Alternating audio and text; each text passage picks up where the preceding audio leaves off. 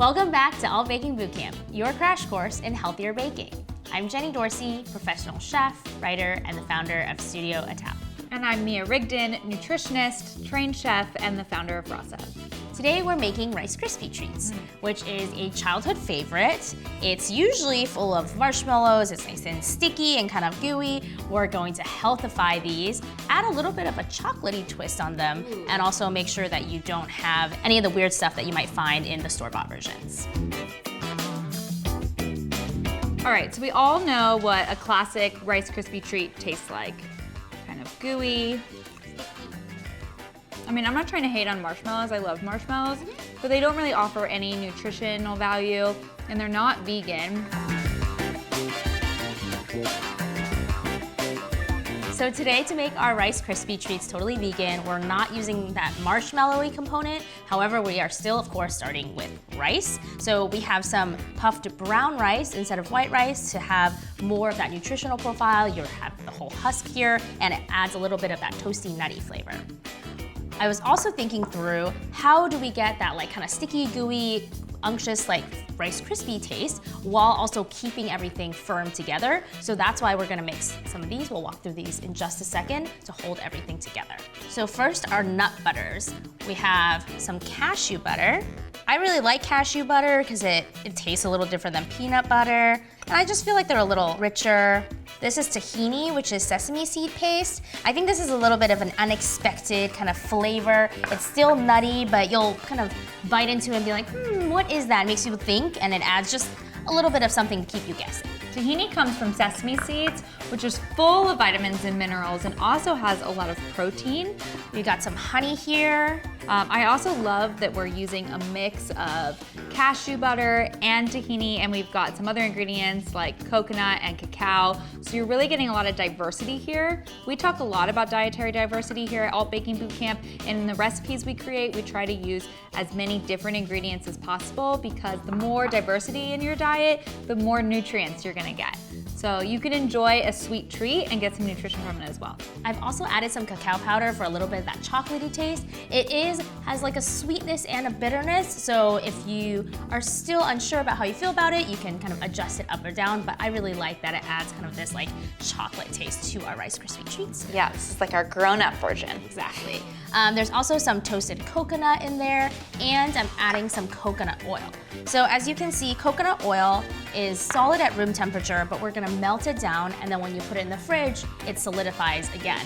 So we're using this as a way to bind our rice puffs together, and then when we put it back in the fridge, after we're all done, it'll stick together, stay together, so we can cut them into squares. So right now, we've been combining everything separately, but if you're doing this at home, you don't have to have it put out so cute like this. You can just put everything into the pan and get mixing on the stove right away. It's a dump and stir situation. Exactly. We like those. All right, so we're just stirring this until it all melts and combines together. You can already see how the coconut oil is melting and is going to serve as the binding agent for all the other ingredients to come together. And this is going to create a really robust flavor profile for an otherwise very simple, basic recipe. As you can see, it's really coming together really quickly and easily, and that's one of the things that we love about this recipe is that it really only takes like 10 minutes. Okay, so this is nice and melted. I'm now gonna add some vanilla extract. You don't wanna add it before you're melting because you don't wanna subject it to high heat. All right, mix that in there. Yeah, I'm gonna do a little salt. Yeah. Maybe like clever salt. We love that sweet and salty here at Alt-Baking Bootcamp. Yeah, all right. And now, all of our rice puffs. So we're using brown rice puffs here, which is slightly different than the traditional recipe. But what I love about this is that brown rice has the husk intact, and that means that you're getting a lot more vitamins, minerals, and fiber, especially B vitamins, which you'll find in the husk of the brown rice. So white rice just has that husk removed.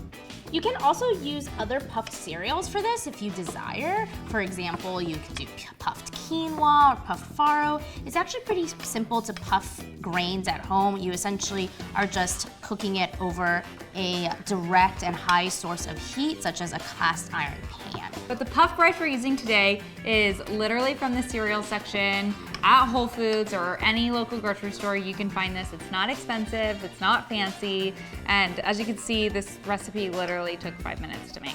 So now we're just gonna put it in a square pan, but honestly, you can put it in any size pan you want. We're gonna let it rest in the refrigerator so that that coconut oil binds together and you have one solid, nice piece. And then we can cut it into little squares. It smells so good. I really just wanna eat this. You can also eat it warm if you want. This would be like a good ice cream topping. That's a good idea. I just usually flatten this out a little bit. All right, so we're just gonna pop these in the fridge and then we'll eat them.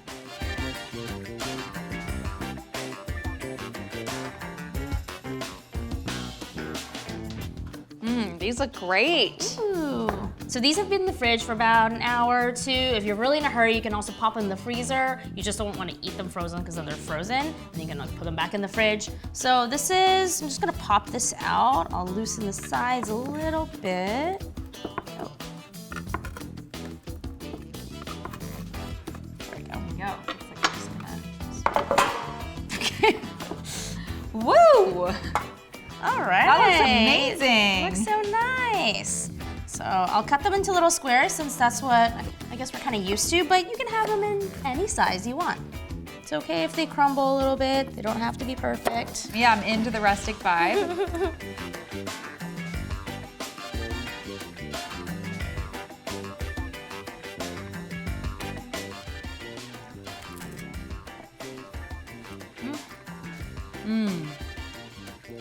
Something about that crunch from the puffed rice that is like so nostalgic and delicious, but I'm getting all that flavor from the tahini and the cashew butter and the cacao that just makes this feel much more elevated and grown up, and it's more fun in my opinion.